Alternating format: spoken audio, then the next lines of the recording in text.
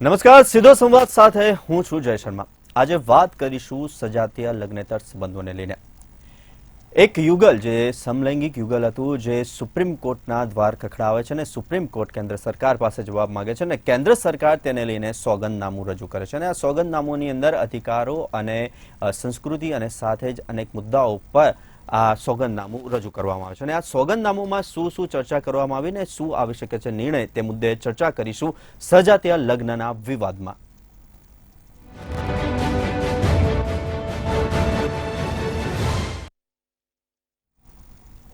સજાતીય લગ્નનો વિવાદ, આ મુદ્દે ચર્ચા કરવા માટે આપણી સાથે જોડાયા છે દેવેન વર્મા, જેઓ ભાજપના નેતા છે, સાથે જ અશોક પંજાબી, નેતા Congress, Sonalben Joshi, senior advocate, Gujarat high court, જે ટૂંક સમયમાં જોડાશે, અને સાથે જ પ્રફુલ ત્રિવેદી, એસોસિએટ એડિટર મંતવ્યનું છે। પ્રફુલ સર, તમારી પાસે આવવા માંગીશ। સજાતીય લગ્નને માન્યતાનો મુદ્દો સુપ્રીમ કોર્ટમાં ચાલી રહ્યો છે અને સુપ્રીમ કોર્ટે કેન્દ્ર સરકાર પાસે જવાબ માંગ્યો અને કેન્દ્ર સરકારે તેને લઈને એક સોગંદનામું રજૂ કર્યું છે, તે અંગે આપ શું કહેશો? જય, આ અત્યંત સંવેદનશીલ મુદ્દો છે સજાતીય લગ્ન અંગેનો। લગ્ન હંમેશા બે વિજાતી વ્યક્તિ વચ્ચે થાય, એ આપણી જે અવધારણા છે એને સામે આ એક નવી વાત ઊભી થઈ છે અને જુદી જુદી કોર્ટોમાં આવી 15 જેટલી અરજીઓ હતી, જુદી જુદી હાઈકોર્ટમાં થઈ હતી અને એ વ્યક્તિ સ્વાતંત્ર્યના નામે કરવામાં આવી હતી। એ તમામ સુપ્રીમ કોર્ટે પોતાના હસ્તક લઈ લીધી છે અને ચીફ જસ્ટિસ ડીવાય ચંદ્રચૂડની બેન્ચ છે એ આ બાબતને સાંભળી રહી છે અને એમણે કેન્દ્ર સરકારને નોટિસ કાઢી હતી કે તમે આમાં જવાબ રજૂ કરો। કેન્દ્ર સરકારે 56 પાનાનો એક સજ્જડ જવાબ રજૂ કર્યો છે કે ભાઈ આ જે છે એ હિન્દુ લગ્નની જે પરંપરાગત જે પદ્ધતિ છે, જે વિજાતી લગ્ન અંગેના જે કાયદાઓ છે એ કાયદા સિવાયની બાબત છે, કારણ કે તમામ કાયદાઓ છે ને એ પતિ અને પત્નીના લગ્નના આસપાસમાં બનેલા છે। હવે એને તમે સજાતી લગ્નમાં કઈ રીતે લાગુ પડી શકો, એ બહુ ઘણા મોટા પ્રશ્નો ઊભા થાય એમ છે। આ ઉપરાંત હવે એ જે વ્યક્તિગત સ્વાતંત્ર્યની જે વાત છે ને, એમાં એક આઈપીસીની કલમ 377 છે, એમાં ભૂતકાળમાં સુપ્રીમ કોર્ટે કેટલીક છૂટછાટો આપી હતી કે સજાતી સંબંધ રાખી શકાય, પણ તો સંબંધ રાખી શકાય એ વસ્તુ બે રાખતા હોય તો કોઈને વાંધો ના હોઈ શકે, પરંતુ એ અને લગ્ન, સંબંધ અને લગ્ન બંને બહુ અલગ વસ્તુ છે। જો એને લગ્નનું સ્વરૂપ આપવામાં આવે તો ઘણા બધા પ્રશ્નો એમાંથી ઊભા થાય એમ છે। દાખલા તરીકે તમારે મિલકતનો, પતિ પત્ની હોય એના સંતાનો, એટલે મિલકતના પ્રશ્નો ઊભા થાય, દહેજના પ્રશ્નો ઊભા થાય, ઘરેલું હિંસાના પ્રશ્નો ઊભા થાય, છૂટાછેડાના પ્રશ્નો ઊભા થાય। આ જેટલી લગ્ન સાથે સંકળાયેલી બાબતો છે એ તમામ બાબતોમાં એક પ્રકારનો ગૂંચવાડો પેદા થાય। એટલે કેન્દ્ર સરકારે સ્પષ્ટ રીતે કહ્યું છે કે આ બાબત છે એ ભારતીય પરિવારની જે અવધારણા છે પતિ પત્ની અને સંતાનની, એની સાથે સુસંગત નથી, એક વાત કરી છે। બીજું, સજાતી લગ્નો છે પ્રકૃતિ અને ભારતીય પરિવારની જે વ્યવસ્થા ગોઠવાયેલી છે એનાથી તદ્દન વિપરીત બાબત છે। વિશ્વના કેટલાક દેશોએ આને માન્યતા ચોક્કસ આપી છે, અમેરિકા, બ્રિટન છે, કેનેડા છે, એ સહિત કેટલાક દેશોએ એને છૂટછાટ આપી છે આ પ્રકારની, પરંતુ આપણે કેન્દ્ર સરકારે આ બાબત સામે સખત વિરોધ નોંધાવ્યો છે અને હાલ સુનાવણી ચાલી રહી છે, એમાં આ 56 પાનાનું સોગંદનામું છે એ રજૂ થયું છે। ચોક્કસથી દેવેનભાઈ, તમારી પાસે આવવા માંગીશ। સજાતીય લગ્ન અને લગ્નની વાત ભારતીય સંસ્કૃતિ સાથે સહેજ પણ તાળમેળ નથી ખાઈ રહી, તે અંગે શું કહેશો?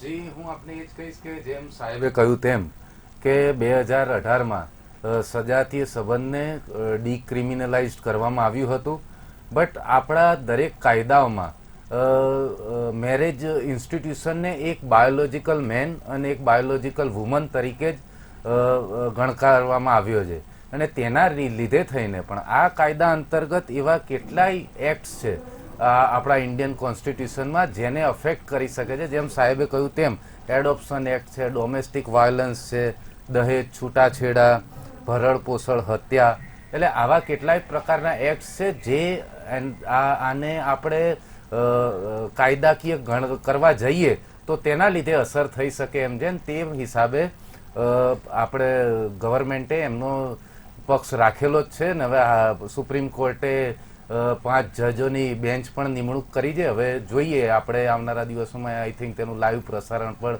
થવાનો જ છે, શું ચુકાદો આવે છે. અશોકભાઈ, તમારી પાસે આવવા માંગીશ. પ્રવર્તમાન સમયમાં જોવા જોઈએ તો ઘરેલું હિંસા, દહેજ વગેરે અનેક બાબતો સામે આવતી છે, પણ એ વિજાતીય લગ્ન સંબંધમાં જ શક્ય છે. સજાતીય સંબંધો લઈને આપ શું કહેશો? તમે જોઈ શકો છો કે 1945માં બીજા વિશ્વયુદ્ધ ખતમ થયા પછી કેટલાક દેશો આઝાદ થયા. એ પહેલા બ્રિટિશના, સ્પેનના, પોર્ટુગીઝના, ફ્રાન્સના ગુલામો હતા અને 45 પછી કેટલાક દેશો આઝાદ થયા. આપણો દેશ પણ એમાંથી એક છે. અને આઝાદી પછી અલગ અલગ દેશોએ પોતપોતાના બંધારણો સ્વીકાર્યા અને પોતપોતાની રાજ્ય વ્યવસ્થા પોતે ઊભી કરી. એ બંધારણમાં કે એ રાજ્ય વ્યવસ્થામાં ત્યારે સજાતીય લગ્નોની વાત હતી નહીં. લગ્નને તો પરંપરાગત ધર્મોએ સ્વીકાર્યું છે અને કાયદાએ પણ સ્વીકાર્યું છે. દાખલા તરીકે હિન્દુ ધર્મની અંદર લગ્ન એક પવિત્ર બંધન છે અને ઇસ્લામની અંદર લગ્ન એક કરાર છે અને બ્રિટિશમાં શું છે એ કહી શકાય નહીં. તો લગ્નોનો પણ દ્રષ્ટિકોણ જુદા જુદા ધર્મોમાં જુદી જુદી રીતે લેવામાં આવે છે, પણ મૂળભૂત રીતે લગ્ન એટલે વિજાતીય લોકોનો આપસમાં એક એવો સંબંધ કે જેનાથી પરિવાર ઊભું થતો હોય. અને આપણે જોઈએ છીએ કે વિજાતીય લગ્નો બાબતમાં સૌથી પહેલાં 1989માં ફિનલેન્ડ દેશે એને માન્યતા આપી હતી અને કેટલાક દેશોમાં આજે પણ માન્યતા છે. દાખલા તરીકે 32 દેશોમાં સજાતીય લગ્નોને માન્યતા આપવામાં આવી છે કાયદાકીય રીતે. અને એમાં 10 થી 15 દેશો તો એવા છે કે લોકમત લઈને, એટલે સરકારે લોકમત લીધું, લોકમતમાં બહુમતી મળ્યા પછી સજાતીય લગ્ન કાયદેસર ગણવામાં આવ્યા હતા. હવે જ્યાં સુધી આપણા દેશનો પ્રશ્ન છે તો આપણો દેશ પણ એક નિશ્ચિત વ્યવસ્થા અને પરંપરા અને મૂલ્યોનો વરેલો દેશ છે અને એ મૂલ્યો અને પરંપરાના કારણે જ આપણો દેશ એટલા વર્ષોથી એક રહ્યું છે અને આજે પણ એક છે. હવે એની અંદર જે આ સજાતીય પ્રશ્ન ઊભો થાય છે તો એમાં મને લાગે છે કે એક પ્રકારનું વિરોધાભાસ પણ ઊભું થાય છે. વિરોધાભાસ એટલે શું કે સજાતીય લગ્ન કરવું કે ન કરવું એનો સંબંધ વ્યક્તિગત સ્વાતંત્ર્ય સાથે છે કે નહીં, શું આને મૌલિક અધિકાર ગણી શકાય કે નહીં, એક બહુ મોટો મુદ્દો છે.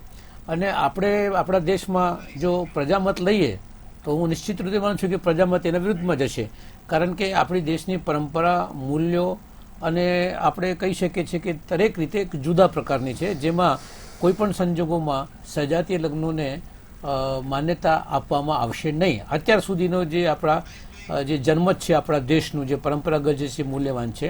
હવે સુપ્રીમ કોર્ટ ઉપર બધું ગયું છે, પણ હું માનું છું કે સજાતીય લગ્ન એક એવો સવાલ છે કે જેમાં ઊંડાણથી, વધારેમાં વધારે ઊંડાણથી જવાની જરૂર છે.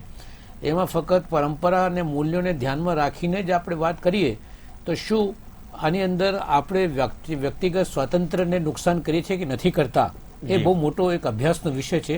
એમાં આપણે નાના પડીએ, પણ એની અંદર સુપ્રીમ કોર્ટ જ હું માનું છું કે સર્વોચ્ચ એવી જગ્યા છે કે જે એ નક્કી કરી શકે છે કે સજાતીય લગ્ન કાયદેસર કરી શકાય કે ન કરી શકાય. એટલે સુપ્રીમ કોર્ટનો જે જજમેન્ટ આવે મને લાગે છે કે વધારે પરિપક્વ હશે, વધારે કાયદેસર હશે, વધારે યોગ્ય હશે. એને આપણે સ્વીકાર કરવું જોઈએ. જે ચોક્કસથી સુપ્રીમ કોર્ટનો જે નિર્ણય આવે તેને સ્વીકાર કરવો જોઈએ. આજ મુદ્દે અમારી પાસે હવે સોનલબેન પણ જોડાઈ ગયા છે. સોનલબેન, સૌથી પહેલા તો લગ્ન આપણા સમાજની અંદર એક સંસ્થાનો દરજ્જો આપવામાં આવ્યો છે લગ્નને, અને જે સંસ્થાએ દરજ્જો આપ્યો છે અને સંસ્થાના અધિકારો અને જવાબદારીઓ પણ છે, તેને લઈને સૌથી પહેલા શું કહેશો? હું એ સપોર્ટમાં છું. હું સજાતીય લગ્ન માટેની વાત કરવા માંડીશ, કારણ કે આની અંદર હોર્મોનલ ઇમ્બેલેન્સ છે કે જે બાળકોની અથવા તો જે દીકરા કે દીકરીઓ છે એ લોકોની શારીરિક રચનાઓના લીધે એ લોકોને વિજાતીય આકર્ષણની જગ્યાએ પોતે જે સેમ સેક્સમાં છે એ લોકો પ્રત્યેનું આકર્ષણ થતું હોય છે. તો શું બંધારણીય હકોની વાત કરીએ, અત્યારે સુધી આપણે કદાચ ઇલેક્શનમાં પણ જોયું હશે, અત્યારે ઘણા બધા ફોર્મ પણ બદલાયા છે કે જે ટ્રાન્સજેન્ડર માટેનું પણ એક કોલમ નવું ઉમેરવામાં આવ્યું છે. તો શું આ લોકોને પોતાના હકો માટે લડવા માટે આટલા વર્ષોથી લડી રહ્યા છે અને આ વર્ગ બહુ મોટો છે કે જે છુપાઈને જીવે છે. અને હું એવું માનીશ કે સામાજિક વ્યવસ્થા બગડવાની વાત છે કે જે લોકો વિચારી રહ્યા છે એ એમનું પર્સપેક્ટિવ છે, એ વસ્તુને આપણે ના નથી પાડતા, પરંતુ શું જે વ્યક્તિ પોતે વિજાતીય આકર્ષણમાં નથી માનતો ને સજાતીય આકર્ષણમાં માને છે તો શું એ વ્યક્તિને જીવવાનો હક નથી? તો ક્યાંક ને ક્યાંક જે બંધારણે જે આપણને હકો આપ્યા છે એ હકોનું ક્યાંક ને ક્યાંક હનન થતું હોય એવું લાગે છે. એટલે હું નથી માનતી જે લોકો ખરેખર જેન્યુન છે કે જે લોકોને, અને આના માટેનો કદાચ હું તો એવું માનું છું કે શારીરિક ટેસ્ટ પણ આવવો જોઈએ કે જેના કારણે આપણે એ કાયદાકીય રીતે કે મેડિકલી એ લોકો જાંચ કરવા માંગે અને કર્યા પછી એ લોકોને લાગે છે. આપણે હોમોસેક્સ્યુઅલ્સની વાત કરીએ કે જે મેલ અને ફિમેલ બંનેમાં ઇન્ટરેસ્ટેડ હોય તો એવા સંબંધોની અંદર આપણે 100% કેટલાક કેસીસ મારી પાસે પણ આવે છે કે જેના કારણે લોકોનું જીવન જીવવું બહુ અઘરું થઈ જતું હોય છે. તો આના માટે હું ના પાડીશ, પરંતુ ક્યાંક ને ક્યાંક આ જે પરિસ્થિતિનું નિર્માણ થાય છે તો એની અંદર અગર મેડિકલી એ લોકોના હોર્મોનલ ઇમ્બેલેન્સ હોય, આપણે ક્યાંક ને ક્યાંક પ્રૂવ કરી શકીએ છીએ તો એ લોકોને સજાતીય રીતે જો પોતે કોઈ જીવન જીવવા માંગતા હોય ને એને એમને કોઈક કાયદાકીય રીતે કોઈ એક રૂપ આપવું છે કે આ મારો પાર્ટનર છે અને એવી રીતે જો લગ્ન કરવાની માંગતા હોય તો હું એવું માનું છું કે એ લોકોને પણ જીવન જીવવાનો અધિકાર છે ને એમને હક મળવો જોઈએ, એવું મારું માનવું છે. સોનલબેન, સાથે જ એવું પણ કહેવામાં આવ્યું છે કે સજાતીય સંબંધો કે લગ્નો સત્તાવાર રીતે માન્ય નથી પણ ગેરકાયદે પણ નથી, એવું કેન્દ્ર દ્વારા કહેવામાં આવ્યું છે, તેને લઈને શું કહેશો? 100%, કારણ કે આ લોકો ક્યારથી કેટલા વર્ષોથી આ એક લડત ચલાવી રહ્યા છે અને કદાચ એવું કહી શકાય કે વર્લ્ડ લેવલ ઉપર બહુ જ પહેલા વિરોધ ઉઠ્યો. હવે એ લોકો લગ્ન કરી પણ રહ્યા છે. Even high fat big wedding પણ ઓર્ગેનાઇઝ હમણાં થઈ હતી યુએસ ની અંદર અને બંને પુરુષોએ પોતાના લગ્ન કર્યા હતા અને માન્ય કરવા માટેની જે પરિસ્થિતિ છે, ખાસ કરીને ભારતીય સંસ્કૃતિ મુજબનો જે ઢાંચો છે કે જે લોકોનું માનસિકતા છે કે જે પ્રમાણે એના માટે લોકોનો સમાજનું સ્વીકારવું અથવા તો કાયદાનું સ્વરૂપ આપતા કદાચ હજી સમય લાગશે, પરંતુ ક્યાંક ને ક્યાંક જે સુપ્રીમ કોર્ટ જે સર્વસ્વ છે ને એમના મુજબ જ હવે આગળ વધી. આ લોકોની હજી લડત કેટલી લાંબી થશે એ તો જોવાનું જ રહ્યું, પરંતુ હા, કાયદાકીય હજી માન્યતા એમને મળી નથી ને એ સંસદને કાયદા ઘડવાની સત્તા છે. કાયદો ઘડવામાં આવે ને ત્યારબાદ એ લોકોનું લીગલાઇઝેશન થાય એ મહત્વનું છે. કારણ કે આમ જોવા જઈએ તો દરેક વ્યક્તિ પોતાનું મન ચાહે ત્યાં જીવી શકે છે, પોતાની રીતે રહી શકે છે. તો એ તો ઓલરેડી બંધારણે હક આપ્યો છે એટલે એ લોકો એમની રીતે તો રહી જ રહ્યા છે, એમાં તો એમનો કોઈ વિરોધ કોઈ કરી શકતું નથી. તો એ તો આપણા બધાને મળેલો છે, તમને પણ આવ્યો છે, મને પણ મળેલો છે, એટલે એમાં તો કોઈ હકોનું હનન થવાનો કોઈ પ્રશ્ન જ નથી. હા, પરંતુ લગ્ન કરવાની વાત છે તો લગ્ન કરવા માટે કાયદેસર જે પ્રક્રિયા છે, કારણ કે આપણે જે બે વ્યક્તિ લગ્ન કરે છે તો તેમાં રજીસ્ટ્રેશન થતું હોય છે અને ગવર્મેન્ટનું સર્ટિફિકેશન આવતું હોય છે. તો એ સર્ટિફિકેશન માટેની જે ક્રાઇટેરિયા છે, ક્રાઇટેરિયા બદલવો કે એમાં નવા કોલમ્સ એડ કરવા અથવા તો બંને સજાતીય છે, બંનેના પહેલા મેરેજ થયેલા નથી, એ લોકો શું ફીલ કરે છે, એટલે આ બધી જ વસ્તુ એક આખો રિસર્ચ કરી આખો કાયદો બનાવીને માન્યતા અપાવવાની વાત છે. તો એ સમય લાગશે એવું મારું માનવું છે. સમય માંગી લેશે તેવું આપનું માનવું છે. દેવેનભાઈ, તમારી પાસે આવવા માંગીશ. મિલકતોના હકોનો પ્રશ્ન પણ કેન્દ્રના જે જવાબ આપવામાં આવ્યો છે તેની અંદર વણી લેવામાં આવ્યો છે, તે અંગે આપ શું કહેશો? હું આપને એ જ કહીશ કે જેમ બેને પણ કહ્યું કે આપણે કઈ રીતે જીવીએ, કોની સાથે રહીએ, કોની સાથે રિલેશનશીપમાં હોઈએ, તે આપણે કાયદા પ્રમાણે કહ્યું તેમ આ વસ્તુને સજાતીય સંબંધોને ડિક્રિમિનલાઇઝ કરી દેવામાં આવ્યા છે. તેના લીધે ઇસ્યુ નથી, પણ અત્યારે જે કે જેમ આપણા લો મિનિસ્ટરે પણ કહ્યું હતું કે issue related to institution of marriage was a matter of policy, એટલે આ પોલિસી મેટર છે. બાકી કોણ કઈ રીતે રહી શકે છે તેને આ સંબંધોને આપણે ઓલરેડી ડિક્રિમિનલાઇઝ કરી દીધેલા છે. એટલે આવનારા દિવસોમાં જ આપણે સુપ્રીમ કોર્ટનું શું જજમેન્ટ આવે છે તે હિસાબે જ જોવું પડશે. બાકી હું આપને એ પણ કહીશ કે આ થોડું વિચારવાનો પણ વિષય છે કે 32 દેશોમાં જેમ કહ્યું સાહેબે કે આને પેલું એ કરવામાં આવ્યું છે, પણ આપ જોશો કે મોસ્ટલી એ કન્ટ્રીઝ વેસ્ટર્ન કન્ટ્રીઝ છે અને એશિયાની ફક્ત એક જ કન્ટ્રી છે તાઇવાન, જેમાં આને લીગલ ગણવામાં આવ્યા છે. આપણે એક બીજો પણ વિચાર કરવો જોઈએ કે દુનિયાના વેસ્ટર્ન દેશો કહેવાય કેટલાય છે જ્યાં પ્રોસ્ટિટ્યુશન લીગલ છે, સટ્ટેબાજી લીગલ છે, આર્મ્સ પરચેસ પણ લીગલ છે. આપણે જોઈએ છે કે અમેરિકામાં છોકરાઓ પણ ગનથી લઈ જઈને સ્કૂલમાં ફાયરિંગ કરે છે. ત્યાં આર્મ્સ પરચેસ કરવું બહુ ઇઝી છે. ડ્રગ્સ પરચેસ પણ કેટલાય દેશોમાં લીગલ છે. એની સામે કેટલાય દેશોમાં આવી વસ્તુઓ કરવાવાળા ઉપર ફાંસીની સજા પણ છે. એટલે આ એક ચોક્કસપણે કહેવાય કે આ મેરેજ ઇન્સ્ટિટ્યુશનના લઈને વિષય છે કે જેના લીધે અગર આમાં ચેન્જ કરવામાં આવે તો ઘણા એવા એક્ટો છે, 20 જેટલી એક્ટ છે જેનો પણ ફેરફાર કરવો પડે, કારણ કે આપણું બેઝિક કોન્સ્ટિટ્યુશન એક biological man and biological woman એના બેઝ પર સંકળાયેલો છે. એટલે આ એક પોલિસી મેટર છે અને આ ડિબેટનો વિષય છે, પણ આવનારા દિવસોમાં જ આપણને ખબર પડશે કે સુપ્રીમ કોર્ટનું શું જજમેન્ટ આવે છે અને તે આપણે રાહ જોઈએ. પ્રોફેસર, તમારી પાસે આવવા માંગીશ. ભારતીય પરંપરા અને પ્રકૃતિ અને વિજાતીય આકર્ષણ, આ બાબતને તમે આ સંદર્ભમાં કેવી રીતના જુઓ છો? દિવેનભાઈએ સારું કહ્યું કે આ આખું પોલિસી વિષયક છે અને સોનલબેને બહુ વિસ્તૃત રીતે આ એક રિસર્ચનો વિષય છે એમ કહ્યું કે ભાઈ શારીરિક અને માનસિક માગ અલગ પ્રકારની હોઈ શકે, કાયદાની સ્થિતિ અલગ છે, વ્યક્તિગત સ્વાતંત્ર્યની બાબત પણ આમાં આવેલી છે. એટલે આ બધું જ વસ્તુ એક સાથે ભેગી કરી અને જો આના પર મેડિકલી અને તમામ બાબતનું રિસર્ચ કરી અને નિર્ણય લેવામાં આવે. જો કે સુપ્રીમ કોર્ટ પાસે હવે આ બોલ છે, અત્યારે સુપ્રીમ કોર્ટના કોર્ટમાં છે, એટલે આખી બધી જ પરિસ્થિતિનું સૂક્ષ્મ રીતે એનાલિસિસ થઈ અને નિર્ણય લેવાશે એમ આપણે ચોક્કસપણે માનીએ. પરંતુ જે કેન્દ્ર સરકારે સોગંદનામું રજૂ કર્યું છે એમાં એક બાબત એવી પણ કહી છે કે લગ્ન એ અત્યંત પવિત્ર બંધન છે. પતિ પત્ની વચ્ચે જે મિલાપ થાય અને 7 ફેરા ફરે એને લગ્ન કહેવામાં આવે છે. અને આ પરિભાષામાં સામાજિક, સાંસ્કૃતિક અને કાયદાકીય સ્વરૂપને લગ્ન વિચાર અને કન્સેપ્ટ 6 એ કોઈ કાયદાની ટર્મિનોલોજીમાં છે કે કન્સેપ્ટ 6માં સામેલ જોગવાઈ છે અને તેને કોઈ વિવાદાસ્પદ જોગવાઈથી કલુષિત કરવું ના જોઈએ, તેને ખરાબ કરવું ના જોઈએ એવું એમણે સોગંદનામામાં લખ્યું છે. એટલે જે ભારતીય પરંપરા છે, જે કેન્દ્ર સરકારનો જે 56 પાનાનું જે સોગંદનામું છે એમાં ભારતીય પરંપરા, ભારતીય વિચારધારા, ભારતીય સંસ્કારો અને ભારતીય બંધારણની જોગવાઈઓ અને કાયદાઓ એ બાબતને વણી લઈ અને એમણે જવાબ રજૂ કર્યો છે. પતિ પત્ની શું છે, બાળક શું છે, એ લોકોના મિલકતોના હક્કો શું છે, આ બધી જ બાબતો એમાં આવરી લેવામાં આવી છે.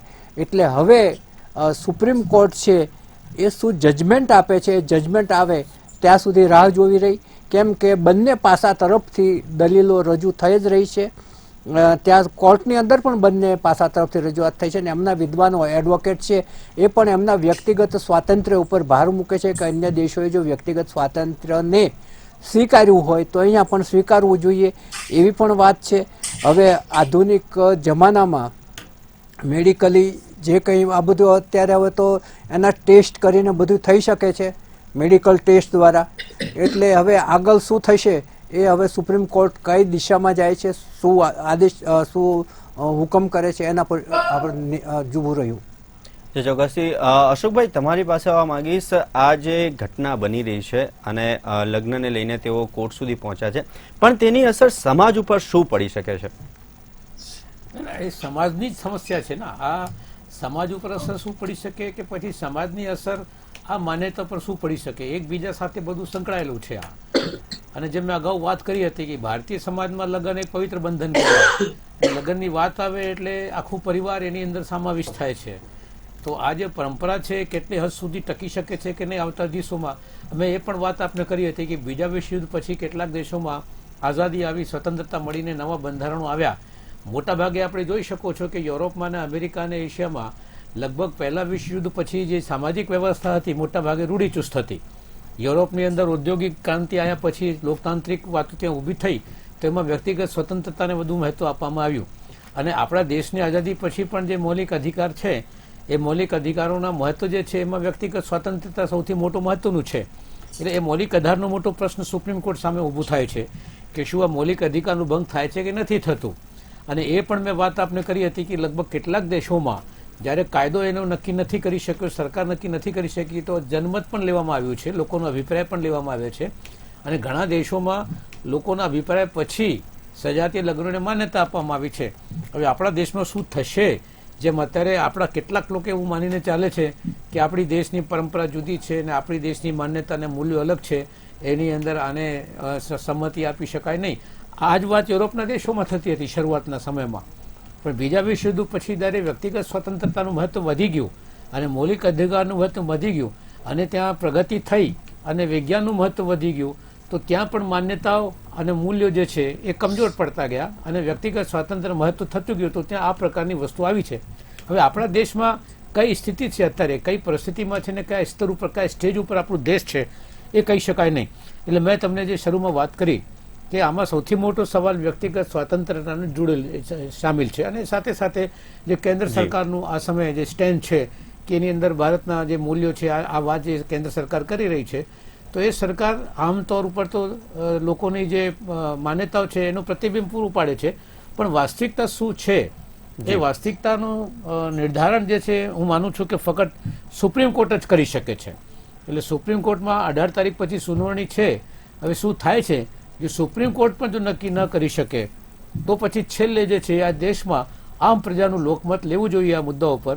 કારણ કે સજાતીય લગ્નોમાં માનનારા એની સંખ્યા દિન બદિન આપણા દેશમાં પણ બહુ વધી રહી છે. સજાતીય લગ્ન એટલે સાથે રહેવા માટેની એક એવી કાયમી વ્યવસ્થા. હવે સ્ત્રી ને પુરુષ બંને સાથે રહી શકે છે ને કોઈ રોકી શકતું નથી, પણ જે લગ્નની માંગ કરી રહ્યા છે તો લગ્ન એટલે એ કાયમી રીતે રહી શકે સાથે, એ પ્રકારની કાયદેકીય વ્યવસ્થા આની પાછળનો ઉદ્દેશ્ય છે. હવે કાયદેકીય વ્યવસ્થાનો આધાર એને મળવું જોઈએ કે નહીં, એક મોટો સવાલ છે જેના માટે આપણી આજે ચર્ચા છે. એટલે હું એમ અંગત રીતે આવું રીતે માનું છું કે આ સવાલ સુપ્રીમ કોર્ટ ઉપર છોડી દેવું જોઈએ અને સુપ્રીમ કોર્ટ જે નક્કી કરે એ પ્રમાણે આપણે આગળ વધવું જોઈએ. સોનલબેન, તમારી પાસે આવવા માંગીશ. સજાતીય લગ્ન અંગે અનેક હાઈકોર્ટમાં કેસો થયા અને રજૂઆતો પણ થઈ, ત્યારે સુપ્રીમ કોર્ટે પોતાના હસ્તક આ બધા કેસો લઈ લીધા અને સુનાવણી શરૂ કરી છે. તે અંગે આપનું શું માનવું છે? હું એવું કહીશ કે પહેલા તો હું હમણાં જે ભાઈ વાત કરી રહ્યા હતા એમનો જવાબ આપવા માંગીશ કે બે વ્યક્તિઓ સાથે રહેવા માંગે છે, બે વ્યક્તિઓ ફ્રેન્ડ્સ તરીકે રહેવું એ વાત અલગ છે, પરંતુ કોઈ વ્યક્તિનો કોઈ બી પાર્ટનર હોય, એ પાર્ટનરની અંદર તમને કદાચ નવાઈ લાગશે, એક સિક્યોરિટી જોઈતી હોય છે કે આ મારું છે અને એ બદલાવું ન જોઈએ. એ ચાહે પતિ પત્નીની વાત કરીએ, કેમ સગાઈ કરવામાં આવે છે, કેમ આપણે ધામધૂમથી લગ્ન જેવું એક ફંક્શન લાગે છે, સમાજમાં એની જાણ કરીએ છીએ કે ભાઈ હવે આ વ્યક્તિ સાથેના બંધન થયું છે, એ લગ્નનું બંધન છે. હવે એ વ્યક્તિ બીજે લગ્ન નહીં કરે. એની જે ઓનેસ્ટી છે કે એનું લગ્ન, એના જે બાળકો છે એને કાયદાકીય રીતે એક માન્યતા પ્રાપ્ત થતી હોય છે, સામાજિક રીતે એક દરજ્જો ઉભો થતો હોય છે, એને પતિ પત્નીનું નામ આપવામાં આવતું હોય છે, બંને સાથે રહી શકતા હોય છે, સામાજિક રીતે લોકો એને એક્સેપ્ટ કરતા હોય છે. ક્યાંક જવું આવવું હોય, કોઈ જગ્યાએ પ્રોપર્ટી ખરીદવી હોય, કોઈ જગ્યાએ સિગ્નેચર્સની જરૂર પડતી હોય છે કે જ્યારે કોઈ વ્યક્તિ એડમિટ કર્યું છે તો એ લખીને પોતાનું પતિ અથવા પત્ની તરીકેના જે હક્કો હોય છે. અને આની અંદર કદાચ તમને નવાઈ લાગશે કે ભૌતિક હક્કોની મહત્વતા એટલી છે, પરંતુ સાથે સાથે માનસિક કે જે જોઈ નથી શકતા એ પતિ કે પત્નીનું જે સિંદૂર પૂરવામાં આવે છે, કે જે સામાજિક રીતે અથવા તો જે ઇમોશનલી જે કનેક્શન છે, એ કનેક્શન બહુ મહત્વનું હોય છે. અને આ કનેક્શન માટે આ લોકો લડી રહ્યા છે અને એ લોકોને એવું જોઈએ છે કે મારું પાર્ટનર, કદાચ હું પોતે બિંગ સોશિયલ એક્ટિવિસ્ટ આ લોકોમાં કામ પણ કરું છું, આ લોકોમાં ઇન્સિક્યોરિટીઝ બહુ હોય છે.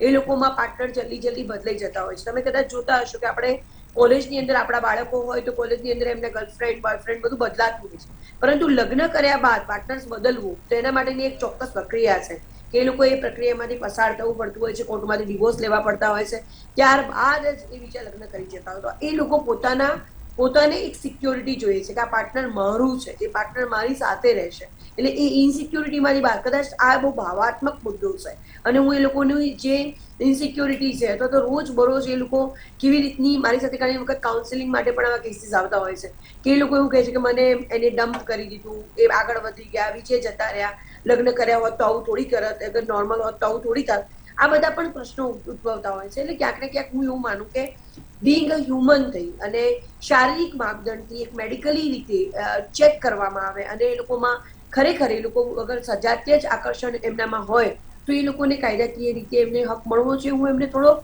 થોડો ને દિલથી સપોર્ટ કરવા માંગુ છું. દરેક વ્યક્તિને પોતાનો જીવન જીવવાનો અધિકાર છે ને એ એમને મળવો જોઈએ. જી, હવે તમે કશું પૂછતા હતા, ફરી પૂછો પ્લીઝ. જી સોનલબેન, હું એ પૂછી રહ્યો હતો કે તમે જે રીતના કીધું કે આ પરિણામો પર તમે તે લોકોને સપોર્ટ કર્યા છો, પણ આ પ્રકારના જે કેસીસ વધી રહ્યા છે તેની પાછળ આપ કયા પરિબળો વધારે માનો છો? તમે વિચારો છો એવું નથી કે એક પરિબળો છે આની અંદર, આ લોકો તો પહેલેથી છે જ. કદાચ આપણે મહાભારતના વખતથી આપણે શિખંડીને જોયેલો છે, કદાચ પહેલાના હરમમાં અકબરના કે એ લોકોના જે હરમ હતા ત્યાં આગળ આવા લોકો હતા જ કે જ્યાં આગળ સિક્યોર ફીલ કરતા હતા. એમની રાણીઓ જે હોય, રાણીઓને સાચવવા માટે આવી રીતના લોકોની જરૂર પડતી હતી. એટલે એવું નથી કે આ લોકો કેટલા લોકો વધી રહ્યા છે, આ વધી રહ્યા છે જ નહીં. આ જે પ્રમાણેના લોકો છે જે એક્ઝિસ્ટિંગ જ છે, પરંતુ કદાચ અનફોર્ચ્યુનેટલી આપણો જે સમાજ છે એ લોકોને એક્સેપ્ટ નથી કરતું. એ લોકો સામે એકદમ ખરાબ રીતે જોવું, એ લોકોના ચાલઢાલ ઉપર, એ લોકોના બોલવા ઉપર, એ લોકોના વર્તન ઉપર આપણો આ જે સમાજ છે એ હિપોક્રેટ સમાજ છે. પોતે ફીલ કરતા હોય ઘણા લોકો, હું એવા લોકોને પણ ઓળખું છું કે જે પોતે આ ફીલ કરે છે સજાતીય આકર્ષણ, પણ છતાં પણ સમાજના લીધે લગ્ન કર્યા છે અને બાળકો પણ છે, અને પછી પોતે એવું કહે છે કે મારી મજબૂરી છે, શું કરીએ, સમાજમાં રહેવું હોય તો કરવું પડે ને. તો મને આવા હિપોક્રેટ લોકોથી પ્રોબ્લેમ છે. તમે જે છો એ તો એક્સેપ્ટ કરીને રહો ને. અને હું તમારા માધ્યમથી બધાને આહવાન પણ કરું છું કે તમે ભારત દેશના વાસી છો, બંધારણે તમને હક આપ્યો છે. શેના માટે તમે જાહેરમાં નથી જીવતા? ખૂબ જ સારી રીતે જીવી શકો છો. તમારા હકો માટેની લડાઈ છે નામદાર સુપ્રીમ કોર્ટની અંદર દરેક વ્યક્તિને ભારતમાં ન્યાય મળ્યો છે. ન્યાયપાલિકા સર્વોપરી છે અને તમને ક્યાંક ને ક્યાંક ન્યાય મળશે. તો જી. શેના માટે છુપાઈને ડરવાની જરૂર છે? એટલે આવા કોઈ કેસો વધતા નથી. તમે કદાચ આપણે મિસ્ટેક કરીએ છીએ. આ તો ઇનબિલ્ટ જ છે. આ એક જીનેટિકલી ખામી છે. જીનેટિકલી ખામી જે કદાચ તમે ને હું છીએ તો આપણે ઓપોઝિટ સેક્સ એટ્રેક્શન થાય છે, એ લોકો સેમ સેક્સ એટ્રેક્શનમાં બિલીવ કરે છે. તો આ જીનેટિકલી ખામી છે. એટલે આમાં વધી નથી રહ્યા, આ ઓલરેડી એક્ઝિસ્ટ છે. અને કદાચ તમને નવાઈ લાગશે કે આ લોકોનો વર્ગ એટલો મોટો છે કે કદાચ તમે એ લોકોની પાર્ટી થતી હોય અથવા તો એ લોકોનો સમુદાય થતો હોય, તમને નવાઈ લાગશે કે ખરેખર આટલા બધા લોકો છે પણ એ લોકો રોજ છુપાઈને જીવે છે. કારણ કે આ સમાજ એમને એક્સેપ્ટ નથી કરતો. એમને ટીઝિંગ કરવામાં, એમને મારવામાં આવે છે. એ લોકો પર રેપના બી ગુનાઓ ઘણી વખત બન્યા છે. ઘણું એ લોકો સાથે શોષણ થઈ રહ્યું છે. જી જે ચોક્કસથી સોનલબેન અને દેવેન વર્મા આ મુદ્દે અમારી સાથે ચર્ચા કરવા માટે જોડાયા તે બદલ ખૂબ ખૂબ આભાર. હાલ સમય થયો છે કે નાનકડા વિરામનો. વિરામ બાદ નજર કરીશું બીજા મુદ્દા પર.